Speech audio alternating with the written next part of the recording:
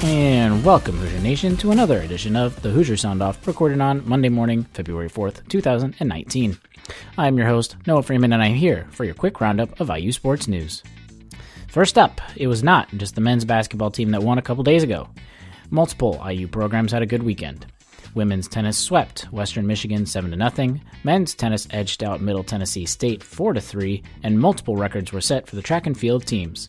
5 personal records, 2 facility records, and 1 meet record fell as Indiana participated in the Power 5 Invite up at the University of Michigan. Both swimming and diving programs swept the Louisville Cardinals over the weekend as well. Number 3/11 Indiana beat number 8/16 Louisville. The men stay undefeated with a record of 8-0, while out of the women's 4 victories, 3 of them were against the 14th, 15th, and 16th best-ranked teams. Next up, the women's basketball team also tried to snap their own losing streak yesterday against Nebraska, and in a very close game at the end, Indiana pulled it out to win 82-78.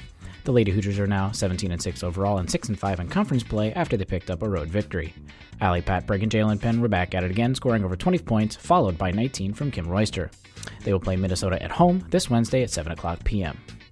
And lastly, of course, the weekend could not have been a better highlight for the men's basketball program as they had a victory over number 6 Michigan State in East Lansing.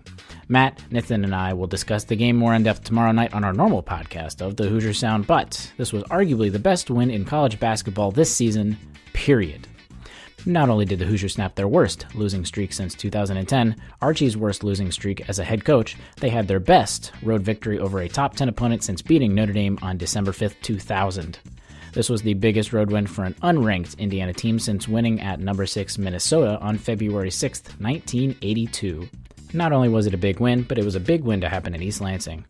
Before the game, Indiana had lost 21 of its previous 22 games at MSU, dating back to the early 1990s.